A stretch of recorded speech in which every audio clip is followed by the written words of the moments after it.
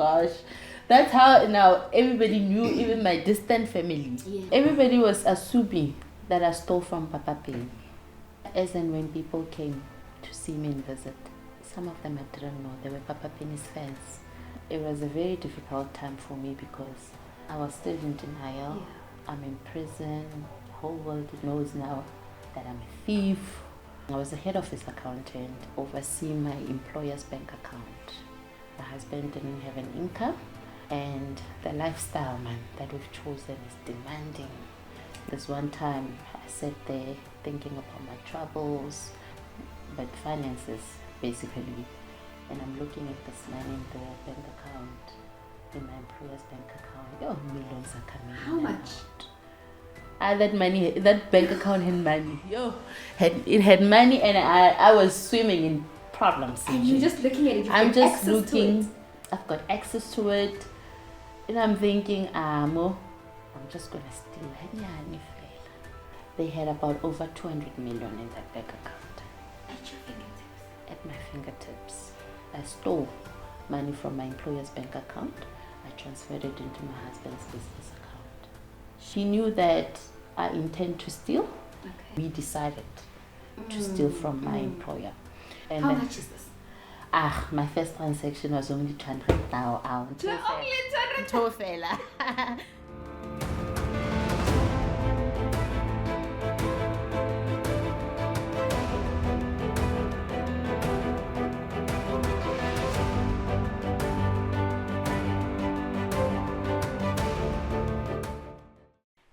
And welcome to our podcast. This is In Detail and Beyond with myself, Julia Madiboro.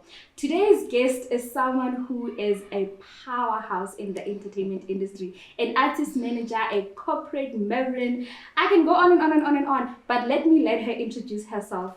Lerato, welcome to the podcast. How are you? I'm very well, thanks for asking. Thank you for having me. You look very gorgeous. You look very, very beautiful. Thank you. How are you? How is life? Yeah. You know what? I can't say how life is, because life, the way it is structured, everyday life brings us experiences that we need to learn lessons out of. So I take life as it comes. Each and every experience that comes, I make sure I learn a lesson out of it. Yes. So let's start your life story from where it begins. Where were you born? I was born in the Free State in Belgium. And then I grew up in Sasolburg. Yeah, that's where I was born. And then after that, which school did you go to? Which high school did you go to? I matriculated in 2001 in Welcome High School. And then after matriculating, I went to Johannesburg. I came to Johannesburg to further my studies. I went to University of Johannesburg. But back then it was called Wits Technikon. And then it changed while we were there. So it was now renamed University of Johannesburg, yeah. And what did you study? I did National Diploma in Business Management. So from business management to being an artist manager, because some of us who know you in the industry, even way before you became the Lerato Manaka we know right now, we knew you as an artist manager. You managed big names. I'm not sure if I can mention them here. I think I should, but I'll let you mention them yourselves. How did you become an artist manager? You know, managing a business, it's like managing a brand. So with my qualification, I had an interest in local accounting and marketing. So I understood brands very well. That's how I tapped into brand management actually. So I was not a road manager of those artists or anything, but I was more of their brand manager, looking after their brands. Yes. Okay. And just after graduating from UJ, tell us more about where did life lead you? You know what? I was living this fast-paced life, fast-paced speed life. And then, because remember, I came to Joburg, my parents are in Welcome, everybody's at home, I'm alone here. So that freedom got me excited. And along the way, I met friends of which we weren't advising each other about the wrongs and the rights. You know, we let each other be, and I think I could say, I don't want to say a bully, but I was more of a stubborn, that's the word I'm looking for. So as and when we met with my friends. Obviously, we started choosing a lifestyle that we wanted to settle it for. And then we went for your kind of like expensive lifestyle. You wanting to drink every weekend, wanting to go partying every weekend. All of that demanded money. And that's when we introduced ourselves to having multiple boyfriends, just so we could sustain the lifestyle that we have chosen. Renalabo Minister of Transport, Minister of Finance, you know. And as young as I was, I didn't see anything wrong with it at that time. And now the stage of growing up comes in, and then I meet a guy, and then we get married. We are blessed with 3 kids along the way. But the lifestyle that I've chosen from tertiary, I did not drop it. I continued with it into my adulthood. And my husband as well, we went partying together, you know. So all of that demanded money. Something we didn't have at that time. So were you working a 9 to 5 at the time, and where were you working? After I graduated from Wits University, yes, I was blessed with so many opportunities. But my last job, I'll tell you why I said it's the last job though, was a company that I was working for. I was a head office accountant. Like I said, I enjoyed working with numbers, figures, hence my role into accounting. I was a head office accountant, and I was the only one working at that time. My husband didn't have an income, and the lifestyle, man, that we've chosen is demanding. You Still know, calling you. yeesh. We're staying in the suburbs, you know. We want this comfort life where we are also not willing to degrade, you know, to go to stay at the back room or something. We want to stay in this townhouse. I don't know why. But yeah, like I said, it was one of those whereby we didn't advise each other properly, and yeah. Is it just still the 2 of you at the time, or were there children involved? When I was working, there were children involved that we needed to drop off at school. Some were going to the crèche at that time, and it just became too much. Yeah, I was swimming in debt. Were you still the only one working? I was still the only one working, and like I said, I was working in a trusted position. I was the head office accountant, overseeing my employer's bank account. So this one time I sat there thinking about my troubles, thinking about all other things that were disturbing me at that time, but finances basically. And I'm looking at this money in the bank account, in my employer's bank account. Oh, millions are coming in. How much? That bank account had money. It had money, and I was swimming in problems. And you're just looking at it. I'm just looking. I've got access to it, and I'm thinking, Mo, I'm just gonna steal. How much were you looking at, Lerato? Because I'm trying to get into your brain at the time. Because you're fresh from varsity, you just started working. Now, where you come from home, you know, life is lifing basically. And you get to sit in office in this account and you're looking at this money. Looking at all these zeros there with you. How many? You know, there were so many zeros in that bank account. It was a quite established company. They had about over 200 million in that bank account. At your fingertips? At my fingertips. So temptation knocked, you know. And one day I'm just sitting there, I'm thinking, Mo, I'm just gonna make all my problems go away by clicking the send button. That's all I need to do, is to click that one button. So this one time I went ahead and I stole money from my employer's bank account. I transferred it into my husband's business account. And I remember we were sitting up after midnight. I get must click in the next day because it's different banks. We're sitting up, that notification comes in, do. And then he's like, let's return it. Okay, the first Wait, transaction. did he knew? Okay. He knew, yes, he knew. Because we've got problems, we've got debts, they want to repossess the car, the kids' school fees are way overdue, you know. There's just so many things happening at that time. So yeah, he knew that I intend to steal. Okay. And yeah, so basically I can say we decided to steal from my employer. So when that notification came through, Vela, we're sitting up, and then I think he started having cold feet then. Like, Lerato, let's return it. And How then, much is this? my first transaction was only 200,000. Only 200. Tofela. So then I'm looking at this man thinking, what the is it 200,000? It's done. No, let's return it. The fact that it came out, it's out. It's still a criminal offense that we've done. So whether we return it or not, kuyafana. That's why. Yeah, Rinkile is something that doesn't belong to us. Now this is you saying this. This is me saying, because this is me working, this is me under pressure. Do you understand? Yeah. So I get that he's having cold feet, but I'm thinking about the car that's going to be repossessed. I'm thinking about yena ego ya gagwe kwa heso. Because he said when he married me, he said he will be able to take care of me. I'm thinking of protecting him from all of that. I'm thinking of my kids' school fees that's way behind. I'm thinking so many things.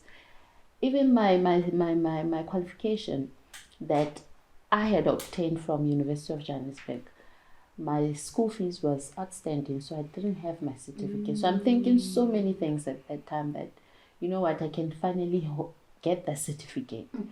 So I said to him, no, it's too late. Then, yeah, we understood. He understood. Slept the next morning. In the morning, went shopping. And obviously, we paid off some of our debts. But the money wasn't enough.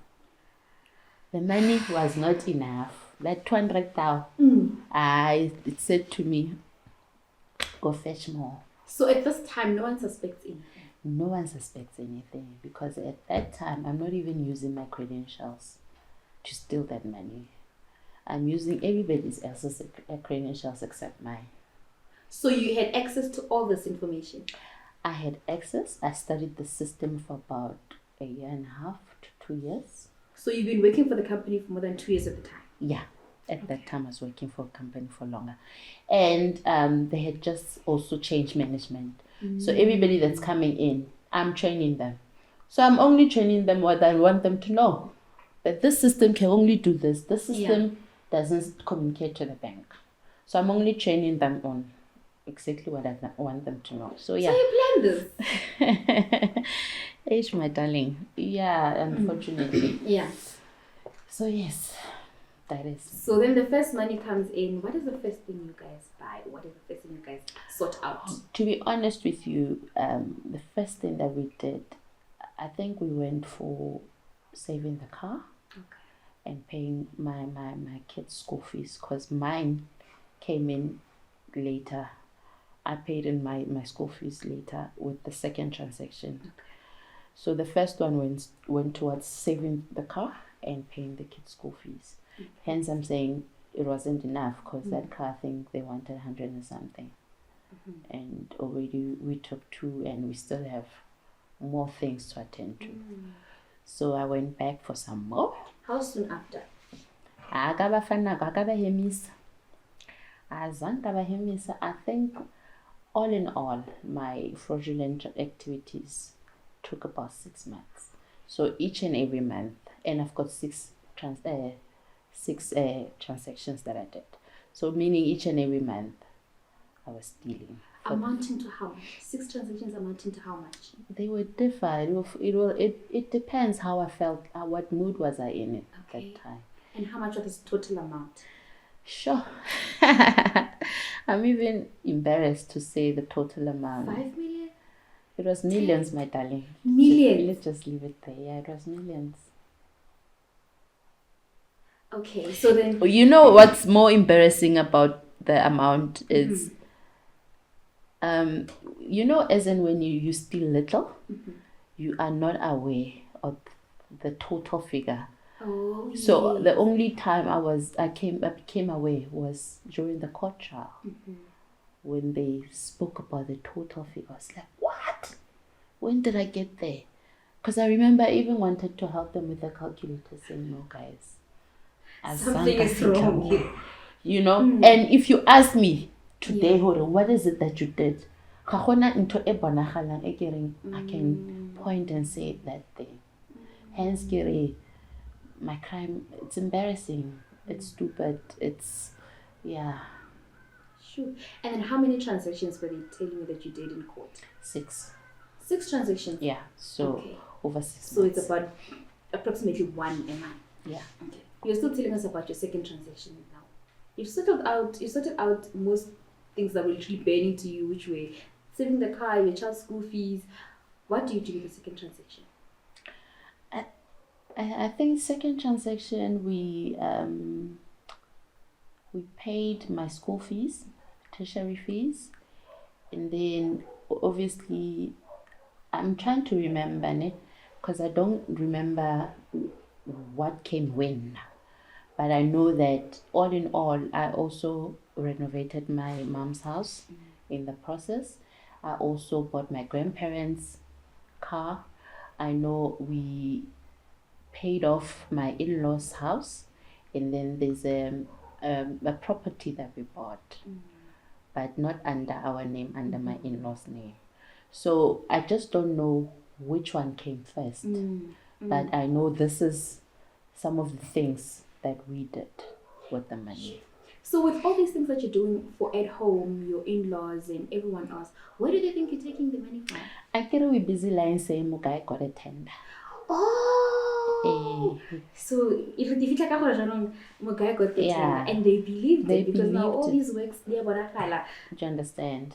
Because I don't want to protect ha ke batle gore a tlhagelle as monna a sa providing family ya gae at that time. Where is the fear coming from of him not being a provider, looking like a provider in the public's eye? Because it looks like mostly that's what you wanted to protect. Yeah, you know, growing up, I think our beliefs ke tsona tse re di etseng re le banyane, ne? Because remember, growing up, elders were not supposed to tell us the truth behind their myths. Bo ska jella ka pitseng when you want to ask why, ga gona a proper reason except you won't get married. Yeah. And then you see somebody next door doing it, then they get married. So but rona re hotse re believe those beliefs. So ko gae it was more of setup ela ya I think in happy as a man, feeling that you know what, I always want to make my parents proud. And that being a people's pleaser, I can tell you where it comes from. It comes from the childhood trauma that I suffered. Growing up, I felt neglected by my parents. Not intentionally, so I know they didn't do it intentionally, but they were busy with their everyday lives. So they didn't have nako yo yang potsa, how was your day? You know, so they didn't know what was happening in my life. So I felt neglected in that sense. And I wanted to belong somewhere. So that being a people pleaser was born from that. Because if you feel neglected or rejected by your own parents, obviously the first person that gives you a safe space, you want to attach to that person. So even with friendship as well, I didn't belong in a big circle of friends because I was scared of they might leave me. Because remember, I'm growing with this rejection or neglect, feeling neglected. So it came from there. So I ended up being a people pleaser just so you could stay with me, just so I don't feel you leaving me. So yeah, and hence I went back with the money store to give to them because I want to please them so that they're still in my circle. That's very deep. That is very deep. So now when they find out How did they even find out, Hori, this whole time, Hani Ribas, so taken care of, this is what was happening? How did they find out? My darling, no one knew about our crime.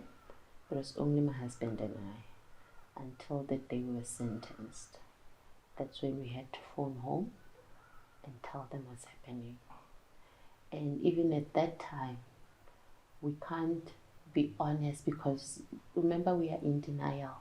We just got sentenced. We are being sent to prison. We are calling our parents to come for the kids.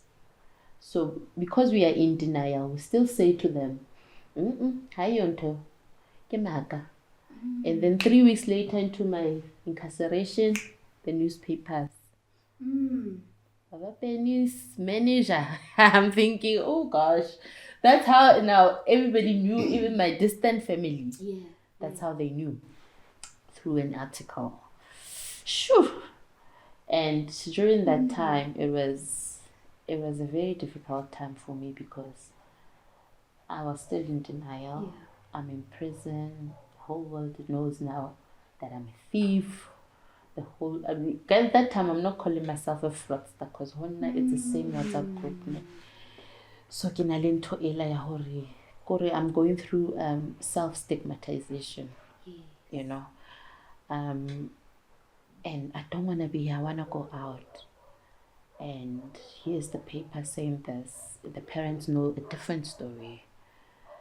So now, when they come to visit, they did come to visit, but I know you only get an hour to see your family.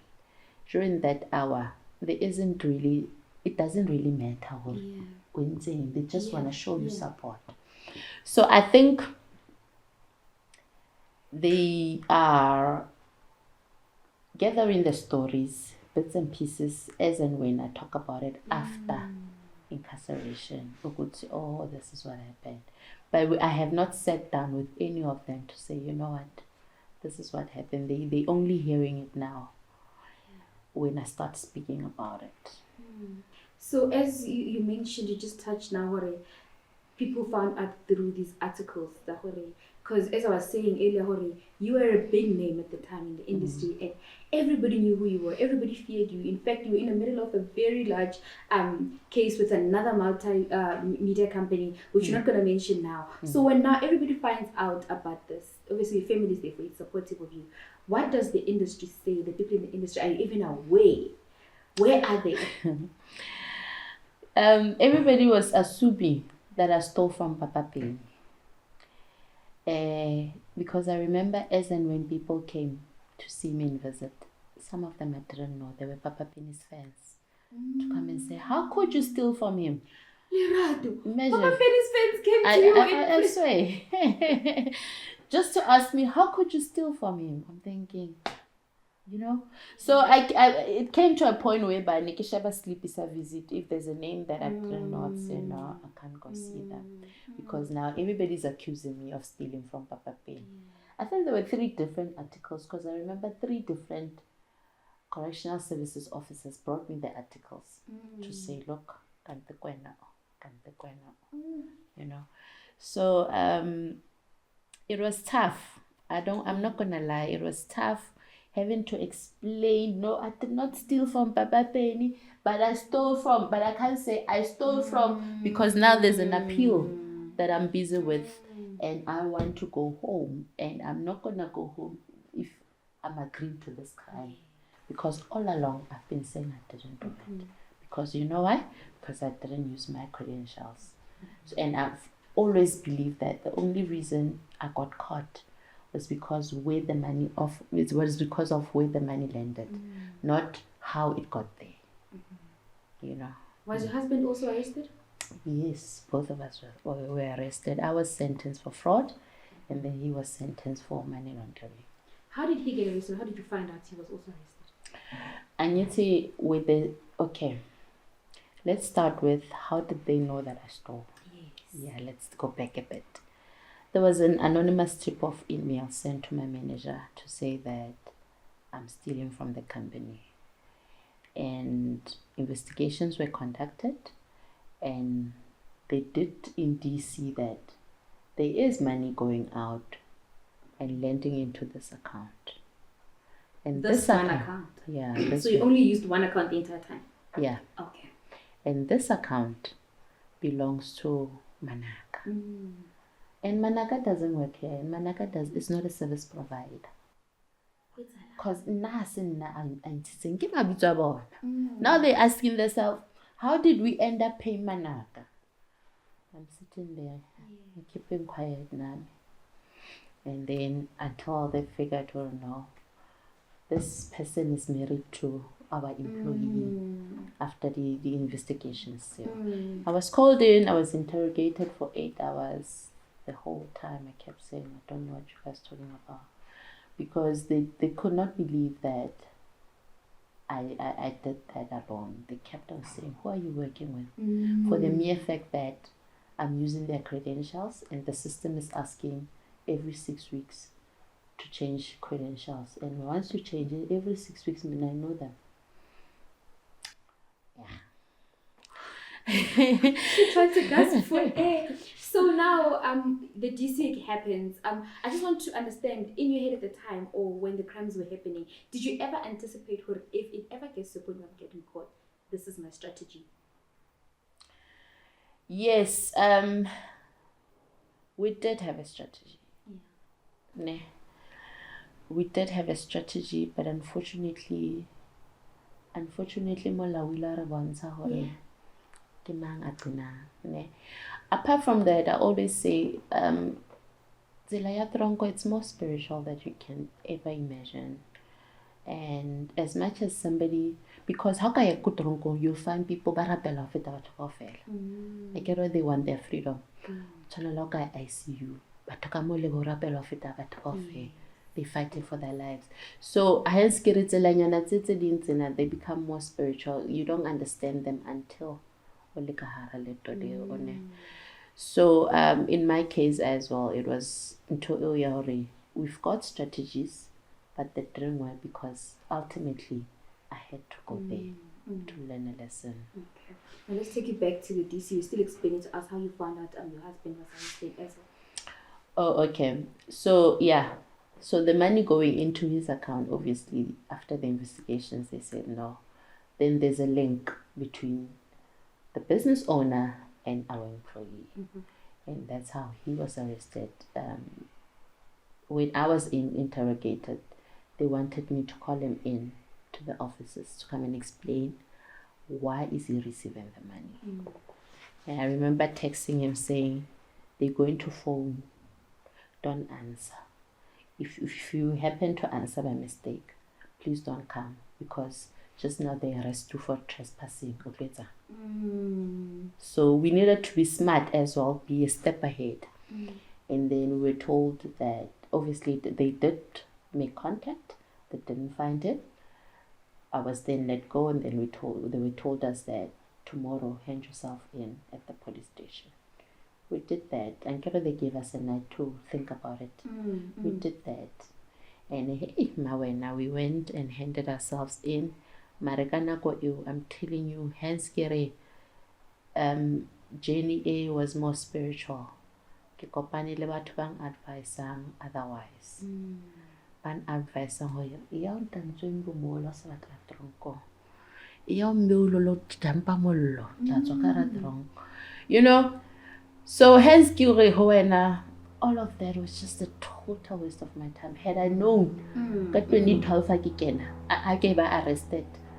I swear I 5 years because I was only sentenced in 2017. So your whole trial was 5 years? 5 years. That's long. That is long. That's a very long. And then that 5 years gave me hope. Your 5 years since I never went. And this entire time you're out on bail? I'm out on bail. So I'm thinking, no. So how to get it? If I had known that 2012, or usinyana ko wena ka udina ya molato, usinyana ko ka ya guy, just go. Yeah. You've done wrong, Lerato. Go face the music. I swear, but we meet wrong people in our lives. They give us wrong advices. le rona re nka wrong decisions, you know, so. So in talking about facing the music, now you're getting sentenced. How long did you get sentenced for, and how did that go for you? I was only 29 years when I got sentenced. I was given a 12 years sentence with a 4-year suspended sentence. So it means that I had to go in and serve a total of 8 years. My husband got 8 years for money laundering with a 2-year suspended sentence, meaning he has to go in and serve 6 years. Okay. Yeah, and fortunately for me, I only stayed 2 years, 6 months inside prison. How was that for you? How was prison? You know, if it was possible, prison in itlo ba ntho ke e blockang. Ke sa batle go nagana ka yona, go bua ka yona, or anything. We do get people that are from prison that don't wanna remember anything about prison. And then you have us that feel like even if ke batla go e blocka, talking about it might help the next person. So let me go ahead and talk. Prison is not nice. I'm not gonna wish for anyone, even my worst enemy, to go inside there. Prison is not a nice place to go. Ka hara prison, you get different attacks. Physical, spiritual attacks, verbal attacks as well. Ka hara prison, there's one room about this size. Le 42 ka hara cell. Tshwantse o dule le 41 other women. Ha ba o kwalla ka 2, ba tla bulela sane ka 7. Gore ba o shapa, ba o etsang, o tla lemala mo maponesa a tla bona sane. Go na le ba fellwang ke maphelo a bona ka hare. When the person dies around 3 p.m., ba tlo mbona sane ka 7. O se rona re tlo dula le stopo seo mo. I've seen people ba lemalang ka hara tronko. Those like literally at 3 a.m. Kile ka bona motho ba mo tshela ka metsi a nang le tswekere brown skin sa hae se rotha so. Metsi a boilang but tswekere boiling water but ba tshetse brown sugar inside. Yeah. And I don't know how come, but the skin started falling off. I've seen somebody getting burned with a hot iron by bare fella. So wa bona ka mo gare o kana felletse, anything can happen. Ka tsole half o so sena mahlo, o so sena, to understand. I have to say though, ka mo bashemane go hectic go feta ka bo bomme. Because ke utlwa di-case tsa bona, ke sebetsa ka batshwaruwa. We'll get to that later. Ba sebetsa ka batshwaruwa. So di-case tsa bona di hectic. Like utlwa moshemane a re, my sister ke na le problem. I got arrested, sentenced yesterday. So meaning yesterday was my first night. Ka first night there I was raped by 15 men. And now I'm HIV positive. Go na le tori tse botlhoko like that. So o thole motho wa boteng ha o latella crime ya hae, ke crime wa utlwa gore a motho nana ha iyo ntho e, ke crime o kopane le ngwanyana ko mojaivong ba rakelana di-drinks, ngwanyana ha re tsamaya ha ba monate ba tsamaya ge ba lo phetola. Then ka la osane o gele o re tlisa 10,000 o ka e hana 10,000 o gele o pagola dieto lo bula case ya rape. Ntho tseo di exista, they are real ka hara tronko. So ka mo basading o thola yono ordinary poho e bully nje, o thola those e batlang lentswe la e be la o qina, o thola I can't say hona le gangsterism, no. In the female prison? No, you're in the female prison. You've got those individuals fela ba batlang gore go tlhagelle bona. Ke bo mang bo malome in prison? Bo malome are your lesbians. Okay. Your lesbians, or the girls that have turned into lesbians ka mo gare tronko. And they're not dangerous or anything? No, they're not dangerous. No. Unless if No, they're not dangerous because ba dangerous ke banyana ba normal. Bo malome wa tseba le hore le ko ntle bashimane ha se hangata ba le ka hara e chaos kapa ba cheta back kapa ba entse marata no. So le ka hara tronko ba itshwara jwalo bo malome ba itshwara cool, calm and collected. And then you've got rona ba rasa ba tla ba batla buela voice le kwana here. Yeah. So yeah, man, ka hara tronko I'm not going to advise anyone to commit crime because ho keneng ka hara tronko in actually ho duleng ka hara tronko nako eo o e dulang it's we bona so late or it's something that that you've lost, you can never gain back, and you could have used that time for something else. Understand? And what is your biggest regret? My biggest regret was committing the crime, because from that crime I had hore ke siye bana ba ka ke miss out on growth ya bona for a couple of years. I had hore ke be mo ke leng monana. I'm walking around with a stigma. A stigma is following me like a cloud of judgments wherever I go. Opportunities are not there, doors are closed, everywhere we're knocking. It's about a criminal record. Criminal record. So crime in G on its own, it's if I were to turn back the hands of time, I wouldn't doing that crime because ke criminal record after 10 years. I'll be 50. I draw. 50. Sure. And anyone else from your past who you used to come through for that is here for you now? I lost people along the way. I get that hore mohlomong batho had their own problems. They got tired along the or they were focusing so much on their problems, not to say hore ba neglect, but the ones that were there, I'd say my friends, my family, haholo my uncle. Rangwane wa ka, was there from day one, little to day. He's still there. He's one of those that azang akhathala ke nna. When the world turned their back against me, he was like, "Tloba sharp." Even like it's a down to I remember kisa CV ko yana ke rangwane, please speak with your friends, help me find a job a lot. Go back to business. Tloba sharp. Give it time. You'll bounce back.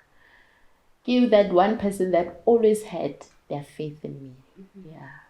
What is life like now for you? Life is still tough, my darling. Life is still tough. Like I said, opportunities are closed. Doors are closed. But I can't blame anyone for that, for my doings. It is my doing. So I decided, you know what, because I've done wrong to the public, I've done wrong. Okay, maybe at that time I was thinking of my crime, my problems at that time, but I actually affected a whole lot of people with my criminal activities. For instance, my kids, I affected them emotionally. My parents, everybody that knew me, and mostly taxpayers, the community as a whole, because it's me stealing from the company or me sitting in prison. I'm benefiting from the taxpayers' monies, and the company as well. The company suffered financial losses because of me. Economy as well. I affected the economy. Going back to taxpayers, your contribution towards tax was affected by my wrongdoings. So, that's when I decided, you know what, I need to go give back to the community. So I'm going to go back to the very same community, which is now South Africa as a whole. Tell my story, make them aware of the impact of crime, raise awareness around this thing, advocate against crime as much as I can, because now I want a peaceful country. And yeah, that's what I'm doing at the moment. I'm a motivational speaker. I'm a crime prevention activist. I also opened a non-profit organization whereby I gathered, well, we started off by gathering ex-offenders, ex-female offenders. We performed our drama, our choir upon our release, because majority of us got early parole due to COVID-19. So these things, choir and drama, it's the activities we were participating with while in prison. And then upon release, so we wanted to continue with that. We did that with some of them, and the journey was cut short with most of them. But in the foundation, I then decided, you know what, let me expand the mandate and also cater for males as well, because females only form 2% of the prison population. Yes. Majority is males, and they're suffering from what we are suffering from as well, which is stigma, closed doors, and all of that. So you know what, let me expand my mandate and cater for them as well. So years went by. Then we formed a legal desk in our non-profit organization, whereby we are assisting now offenders and parolees and ex-offenders to get a fair justice. We are promoting justice, and we are promoting reconciliation, because we want you to go back to the community successfully so that they can receive you back. So with that as well, so I must go to prisons, motivate offenders, encourage them to take the rehabilitation journey serious, because it's going to benefit them. And also with parolees and ex-offenders as well, we're trying to create opportunities for them, because like I say, we have to wait for a long time before that criminal record is expunged. And then we basically promoting justice and reconciliation, and we are encouraging the inmates now to change their lives, because a dog eats a dog. And I'm also part of I'm a politician as well. I am part of Patriotic Alliance. Okay. What I do in the Patriotic Alliance, Patriotic Alliance ke Gate Mackenzie, Yes. my fellow ex-offenders. I knew you were going there. What we do as well, I'm overseeing the prisons desk as well with them. With the cases that we have, if we don't have enough support from our foundation, we push it over to the political party to get assistance, because they're more powerful than us. So I do that as well. Sure. Your story is just... So I'm trying to understand, where do you get the will to keep going and going and going? Life beats up, you go. Life beats up, you still go. My darling, let me be honest with you. I don't know how many times I wanted to give up. But I sometimes feel, hooray, God places somebody in my life at the right time. The last straw was when, because I even tried modeling as well. When was this? 2022. Okay. I tried modeling. I was thinner than this one. That happened. 2022, I tried modeling. I was booted off because Barry can a criminal record. Barry, fine, Uto winner, but you're not gonna be able to go and represent South Africa abroad because of criminal record. So haraba to utlwella o mathe race you go fella, it will be for nothing. Ya utlwagala, but nna ke feel hore yo kana second chance ke thola ne mare mo South Africa. At that time, that's when I picked up a phone. I phoned Kenny Kunene, wanting to know from him how long it took him to brush off the stigma. Because ga gona mo menyako e buleileng, and o tsebe, mind you, ke single parent. Monna o le ha qeta o ja di million a qeta o tswa tronko o dutse ga bona. You lie. I swear. So ke raise bana ke la bana. So after you guys get released from prison, who got out first? He got out first. He got out 6 months before me. I sharp. I I decided, you know what, I'm going to my mom's because that's where my kids are. I'm not gonna go ke monning bana ke sie bana kwa. I etse sense. Plus ke di lockdown ke level mama kwa tlhanya fela ka montle ka. So I went to my mom's. That's in Valcom. December 2020, I moved to Sasolburg. Moga ena ntse dutse ka bona. Tsa dutse le mama gagwe le papa hae. Ka bona nako ya tsamaya ka bona no, ayo taba e.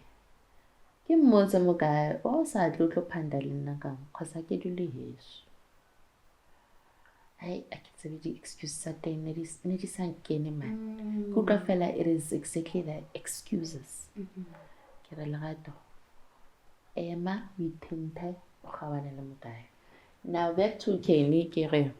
So nikina le frustrations you ya hore nothing is working. I've got kids to feed.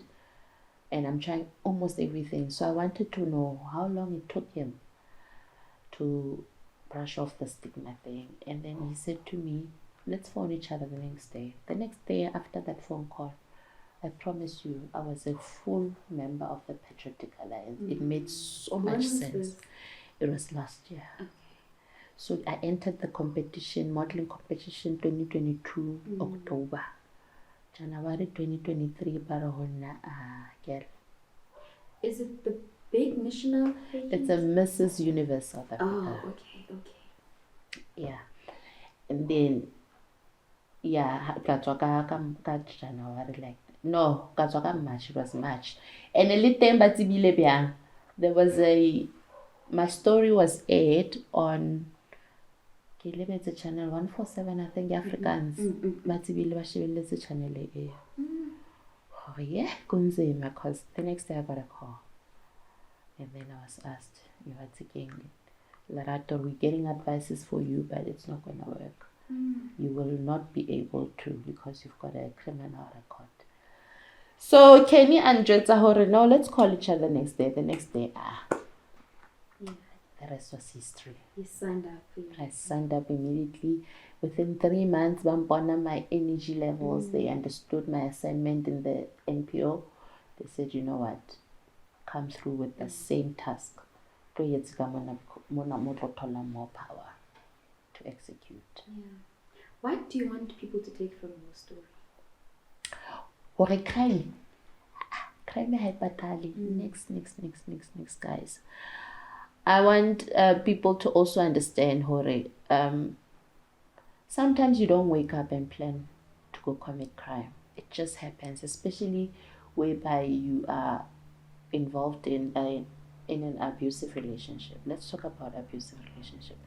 I'll tell you why I work abuse. I always talk about gender-based violence because I suffered financial abuse. So I am out there trying to make an awareness for abuse. It's not only physical. It could be sexual, it could be emotional. In my case, it was financial. So what I want to say to the people out there is, so move away from abusive relationships and all that, because banna ba iphetotse ditau tse lapileng, banna ba bolaya ba utlwisa batho bohloko, bana ba banyane ba beta bana. It's just messed up. So if you find yourself in an abusive relationship, walk away early before you regret. Crime as well, calculated crime, one day it will come back and bite you. Nothing stays forever. Other things do come out, and so instead of focusing your energy levels on wanting to commit crime or doing others harm, rather invest that energy to do something that will sustain your life, because I want to sustain sustainable by hurting the tears about really fast. Sure. So how can people get hold of you? Social media? I am Lerato Manaka on Facebook, Lerato Manaka on LinkedIn, Lera Manaka Instagram, Lera Manaka on Twitter as well, X. On X. On Yes. X. Oh, Lerato, thank you so much for joining us. I really hope that people at home manage to take something from your story and just make better decisions maybe next time. And believe in second chances, guys. Thank you so much. Thank you for having me. Thank you. That's